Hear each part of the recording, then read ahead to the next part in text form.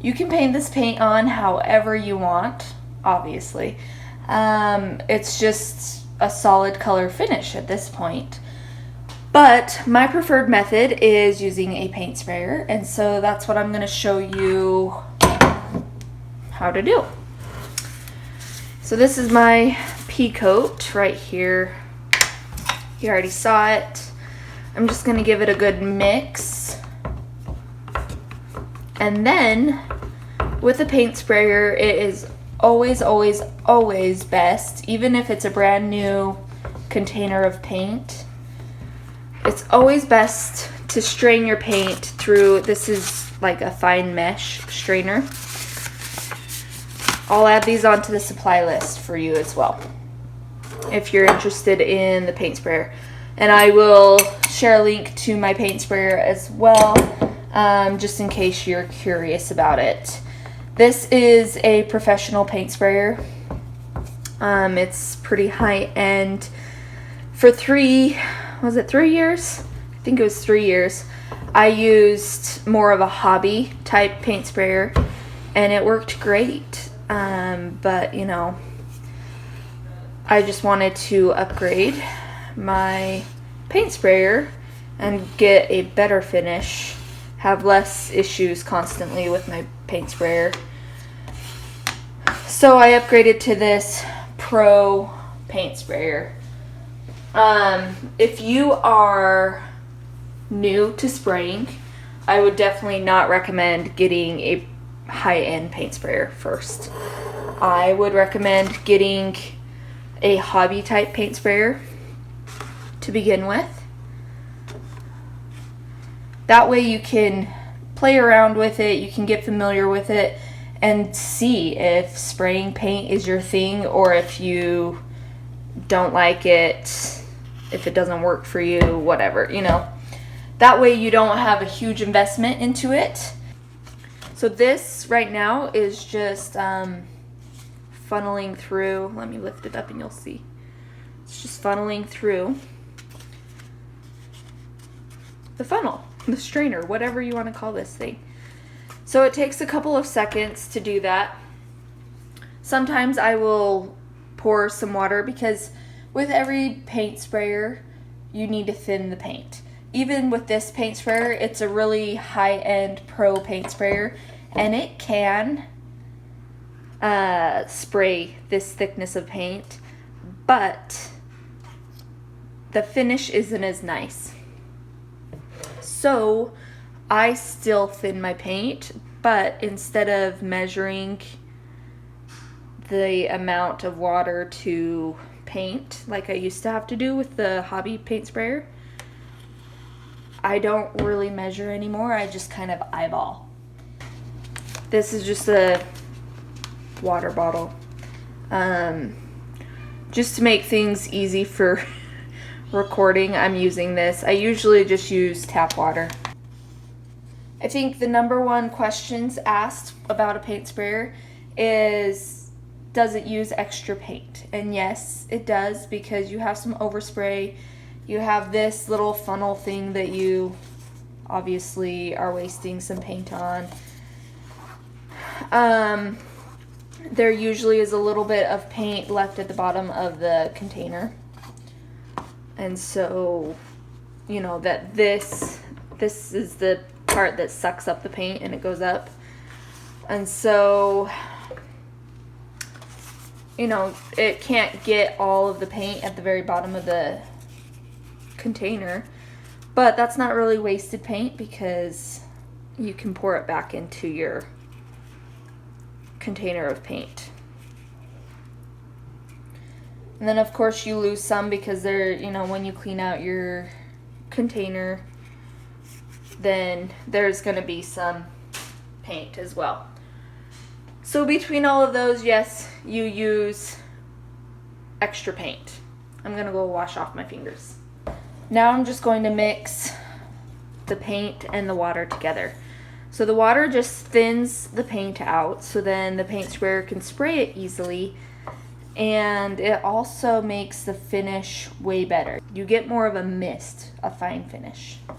And that's what I really, really, really love about this Pro paint sprayer, is there are so many different settings that I can change that really tunes in the amount of paint that comes out. With this paint sprayer, I honestly don't measure how much water I put in with the paint. I probably should, I just haven't. So, let's see. I think I'm gonna water it down just a little bit more.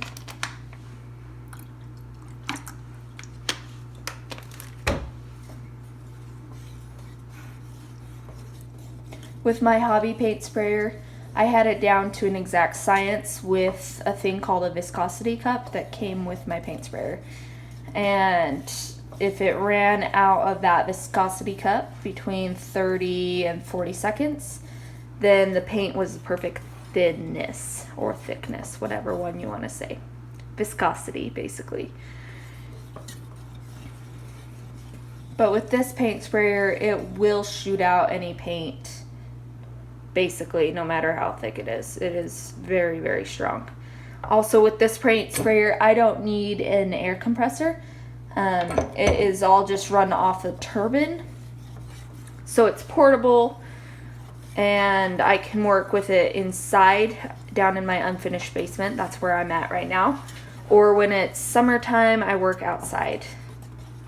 So that's one other thing that really sold me with this paint sprayer, is you don't have to invest into a huge air compressor.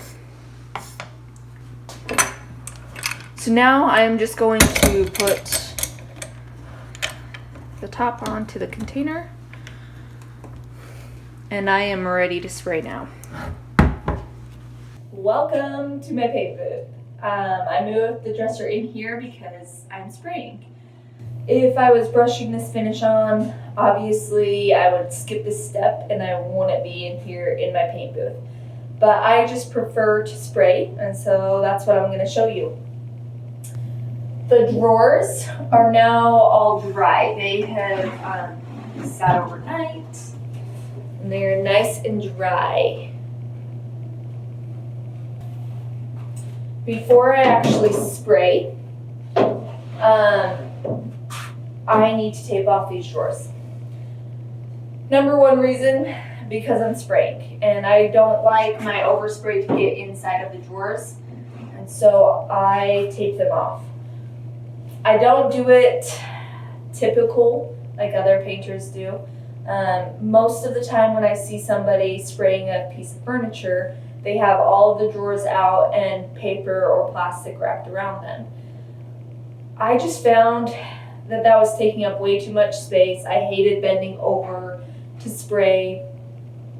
So I finally figured out how to do it with keeping all the drawers in the dresser. So I'm going to show you how I do that. And the number one question I get with this is, how do you do it with the drawers in? Do they not stick? And the answer is no. The drawers don't stick. It's nothing like when you brush on paint into the crevices, like onto the edges. Usually paint kind of globs up if you're doing thicker coats. And that does not happen when you're spraying a fine mist. You're looking at the side of the drawer right now, obviously. I'm going to raise you up though, because it's not quite just as simple as wrapping your plastic around it. And this, by the way, is amazing stuff. Even if you're not spraying paint, it is amazing to like cover the bottom if you're stripping the top, or cover the top if you've already stripped or sanded the top, but you're like painting the bottom. It just basically helps you cover anything. It's pre-taped plastic, so you don't have to mess around forever trying to get the tape on the edge of plastic or paper. It is already taped on there. And this stuff unrolls to 24 inches. So I'll show you that. They also have pre-taped plastic that comes, I think it unfolds to 48 inches. So that's really nice too. But for drawers, I just need the 24 inches. So that's what I use. First of all, I get some painter's tape and I just make it as long as the drawer is wide. And then, so this is the sticky side towards me, and I stick it on the back of the drawer front. It might seem kind of excessive, but what I learned is that I could tape off the drawers with plastic, and I was good and all, but when I'm using my paint sprayer right here, it would lift up the plastic because the tape wasn't really adhered to anything right here. So it would lift up the plastic, and then there'd get paint on the bottom of my drawers, and it drove me insane because then I'd have to go in there and sand out the paint.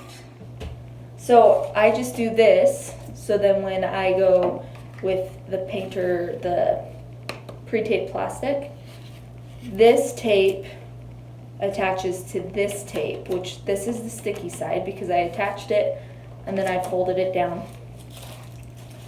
And then I'll show you on the other side once I get this side done really quick.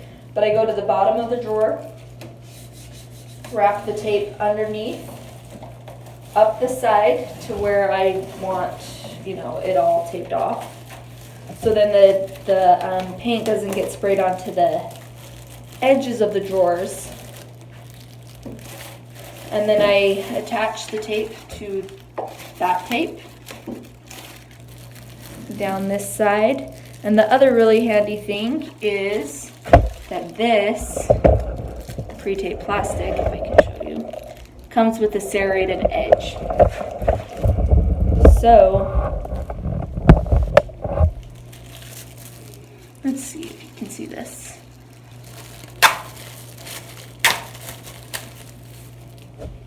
You don't have to have scissors or anything, you just cut it off right there.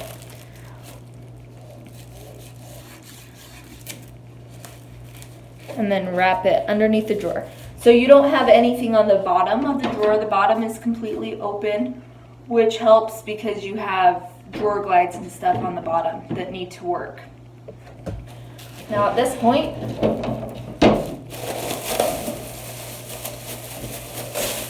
just open up.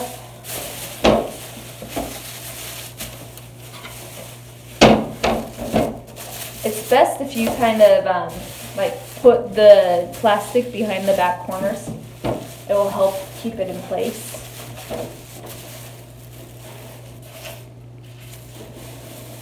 And then I push it in. So notice that we have plastic covering the sides, it's covering the top, and we can still push it in. While I am spraying, what I do is I start with the drawers completely pushed in. That was a little bit too far. I still need to put drawer stops on this piece.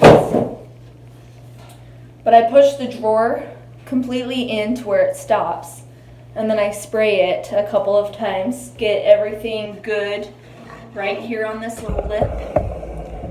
This little lip right here needs to get paint. And then, after everything has a couple of coats, I put my little screwdriver in the hardware hole, and I open up the drawers so then I can just see the tops and the sides. And at that point, I spray the tops and the sides. If you really wanted, you could just spray the fronts and then use a paintbrush to get the tops and just this little side. Or you could leave it not painted. That works too. So I am going to tape off these drawers, all 4 of them, and then we'll get to spraying.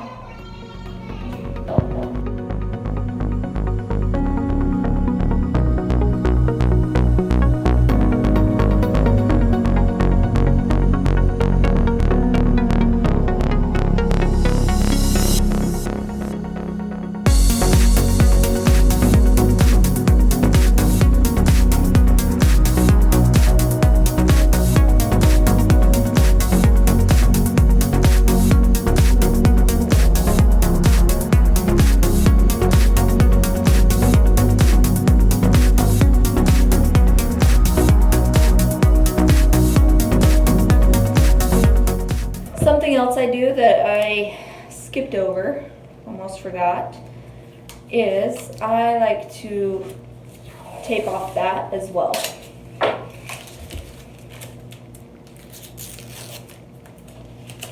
Try to get a kind of straight line on my tape.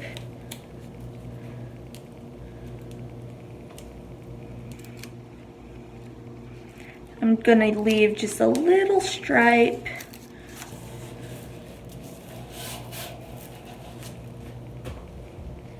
And then tape the rest.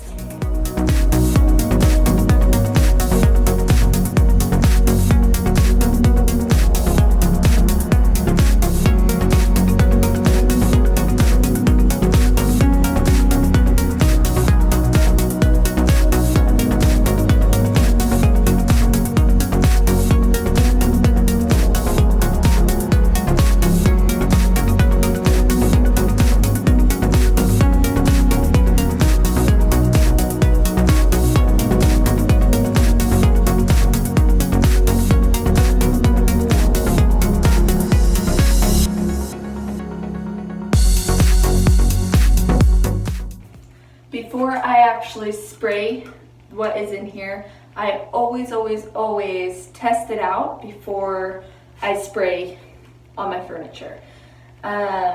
This is the point that if I need to thin it out more, then I can. If it's too thin, then I put more paint in to thicken it back up. And that's when I play with all of these knobs and adjustments. So this makes it spray this way, or I can turn it and it will spray this way. I personally am a fan of it spraying in a fan like this. So it sprays. And I go like that. This makes it so then it will either like spray in a little tiny dot pattern, like straight shot, or if I turn it up, then it makes it fan out more. So I'm usually somewhere in the middle. And so this basically just makes it so then like it controls how much paint actually comes out. So if it's closed all the way, absolutely no paint is gonna come out. If I open it a little bit, paint starts coming out, and if I open it all the way, like a ton of paint is gonna come out. And so between those three adjustments, and there's another adjustment on the hose, but I usually leave the hose alone, you can really like dial in your finish on this. Another thing is the tip. For this paint sprayer, I just like to stick with the 1.3 tip. I know you're supposed to go like with the 1.5 tip for the paint and then like the 1.3 for the poly. But I honestly just thin my paint out a little bit more. So then I use 1.3. I feel like it gives me a more fine finish. I don't know, maybe I'm crazy, but that's just what I do. So I have this lovely like graffiti wall is what I like to call it, that I test all of my paints on. See, this was like, I don't know if you can really see it, but it dripped, and so that was way too thin. So what I'm going to do is I'm going to turn on my paint sprayer. The other thing is that you should definitely wear a face mask. So once I turn this on, I'm going to put on my face mask and I'm going to test it, and then I'll put you back on the dresser and I will show you how I'm spraying it. But this is going to save your lungs. I was stupid in the beginning and I did not wear this face mask very often, and I have noticed with my lungs they're not quite as good as they used to be. So protect your lungs, especially when you're in a closed area. This stuff, it sprays, overspray, and you know, even if you're outside you can breathe it in. So, you know, protect yourself.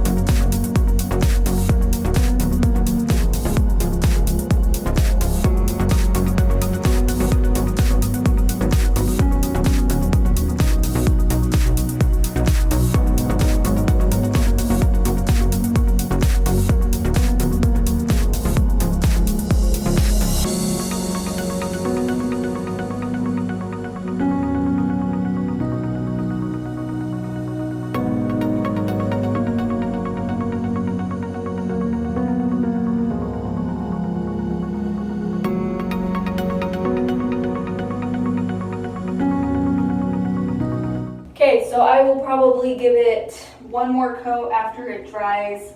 Then I'll open the drawers so then I can get the tops and the sides a couple of times. And while I do that, I'll probably give everything another 1 or 2 light coats. I forgot to mention, there's casters on this dresser, and I actually don't want the casters on this dresser, and so I didn't tape them off. It makes it easy for me to move in my workspace, but I don't really want these casters on, and so I didn't mind painting them because once I'm done working with them, with this dresser, I'm just going to take the casters off. Otherwise, I would have taped around the casters as well, or taken them off, whichever one you prefer, whichever one is easier. So I am going to let this dry, and then I will be back for a couple more coats. Another question that I get a lot is about cleaning the paint sprayer. Honestly, I try to just do all of my coats in one day, and then before I go to bed or before I'm done working for the night, I clean this paint sprayer out, just so that I'm not constantly cleaning. I mean, you can totally clean this out between coats. There's nothing wrong with that.